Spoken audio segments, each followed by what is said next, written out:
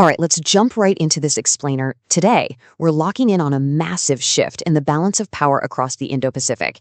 We are talking about a historic triple commissioning that just went down. 3 totally cutting-edge, radically different warships joined the Indian Navy on the exact same day. And look, this isn't just your standard military update, it's a fundamental rewrite of maritime strategy that's going to echo for decades to come. Because as the Indian Ocean gets more and more crowded with rival navies flexing their muscles, we really have to ask a blunt question. Who is actually going to secure the vast networks of global trade? And maybe even more critically, who protects the undersea data cables that literally keep our modern world online? The ocean isn't just water anymore, right? It is the primary highway for the entire global economy. And to answer that, we can look right at Prime Minister Narendra Modi's own words from June of 2026. He hit the nail on the head, saying, "Without maritime capabilities, no nation can become a great power." That single sentence anchors the stark reality we're diving into today. Having absolute maritime dominance, it's not optional anymore. It is the absolute non-negotiable prerequisite for global influence and national security. So, here is our roadmap for this briefing. First, a contested ocean. Then, the fighter, INS Dunagiri. Third, the hunter, INS Agre. Fourth, the mapper, INS Senchodek. And finally, we'll wrap up with the rise of self-reliance. Section 1. A contested ocean, the strategic landscape. What we're looking at is an incredibly rare event, a tri-commissioning right out of Kolkata's Syama Prasad Mukherjee port. 3 ships, 3 entirely different strategic missions, all activated on a single day. This is a massive flex. It sends a powerful signal that India isn't just padding its fleet numbers, it is instantly injecting highly specialized, layered capabilities into the water all at once. Moving on to Section 2, the fighter, INS Donagiri. INS Donagiri is an absolute leviathan. Clocking in at 149 meters long and displacing roughly 6,700 tons, this 5th Project 17A stealth frigate is custom-built for deep-sea, blue-water operational reach. That basically means she's designed to project serious power far, far away from the coastline, right out in the open ocean, where the high-stakes games of the Indo-Pacific are really played. Plus, the stealth factor means a super low radar cross-section, making her basically a ghost to enemy sensors. But the real takeaway here is her sheer lethality. We're talking BrahMos supersonic cruise missiles and medium-range surface-to-air missiles. Hooked up to an advanced multifunction radar, Donagiri can simultaneously track and destroy threats in all 3 domains at once, up in the air, right on the surface, and deep below the water. It's essentially a floating, multidimensional fortress. Which brings us to Section 3, the hunter, INS Agre. Now, INS Agre is a completely different beast altogether. This Arnala-class warship comes bristling with hull-mounted sonars, lightweight torpedoes, and homegrown rocket launchers. While Dunagiri is out roaming the deep blue, Agre is built for one highly specific, incredibly nerve-wracking job: relentlessly hunting down enemy submarines. And this is exactly why a ship like Agre is an absolute must-have. She is engineered specifically for littoral waters. If you're not familiar, littoral waters are the shallow coastal zones. And acoustically speaking, they are a nightmare. They are so incredibly loud and cluttered with fishing boats, merchant ships, and jagged seabed features that trying to track a sub is like trying to hear a whisper at a heavy metal concert. Massive deep-sea frigates are basically deaf in this chaos. But this highly specialized hunter, this is where Agre thrives. I absolutely love this little detail from the source material.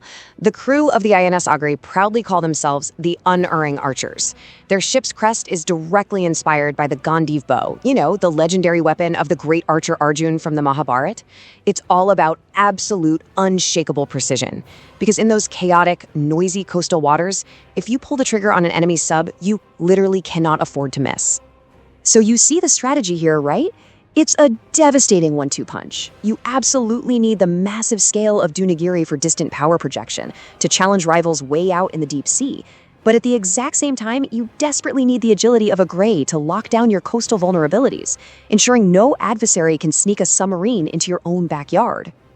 Let's look at Section 4, the mapper, INS Senchodek. Because here's the thing. Neither the fighter nor the hunter can do their jobs if they're operating blind. Enter INS Senchodek, a massive survey vessel, perfectly commissioned on, of all days, World Hydrography Day. Now, Senchodek isn't bristling with heavy missiles. Her weapon of choice? Data. Warships and submarines don't just float in empty space. They navigate complex, treacherous underwater geography. Shanchathuk is the ship that illuminates that entire hidden world. The tech on board is just wild. The ship deploys these autonomous, unmanned underwater vehicles that fan out to meticulously map the ocean floor. They scan the seabeds, measure the depths, track the shifting currents. By hoovering up all this critical hydrographic data, Shanchathuk essentially draws the map that tells India's own subs exactly where to hide while ensuring the multi-billion-dollar surface fleet can navigate safely without running aground. Finally, Section 5, the rise of self-reliance. 75%. Let that number sink in for a second. A staggering 75% of the tech and content inside these 3 cutting-edge warships is completely indigenous. They weren't just ordered out of a catalog from another country. They were designed right at home by the Warship Design Bureau and physically built by GRSE in Kolkata. This is the whole Atmanirbhar Bharat, or Self-Reliant India initiative, functioning at its absolute peak. And what's truly mind-blowing is that this is so much more than just a military win. It's a colossal economic engine. Building just these 3 ships pulled in over 200 micro, small, and medium enterprises. Think about the thousands of tons of steel, the advanced electronics, the millions of components. And right now, as we speak, there are 45 more large naval platforms actively under construction across India. It's generating immense employment and completely bootstrapping a self-sufficient industrial ecosystem from the ground up. And all that industrial muscle? It's causing a seismic shift globally. India is no longer just standing in line to buy weapons. Over the last decade, Indian defense exports have absolutely exploded. We're talking a jump from around 700 crore back in 2014 to a whopping 4,000 crore today. Indian-made defense equipment is now landing in over 80 different countries. Which perfectly tees up another really profound statement from the Prime Minister. He noted that India aspires to be a nirmata, which translates to creator. And by taking on the role of creator, India naturally becomes nirnayak, meaning decisive, shaking off the label of the world's biggest arms importer to become an independent creator. That is exactly the lever you pull to secure decisive, uncompromising strategic power on the global stage. So, I want to leave you with one final thought to mull over today. With this rapidly expanding, incredibly advanced, and fiercely self-sufficient naval ecosystem, one that can drop a fighter, a hunter, and a mapper into the ocean all before lunch, how completely is India going to rewrite the security architecture of the Indo-Pacific in the years ahead? Thanks so much for joining me on this explainer, and keep your eyes on the horizon.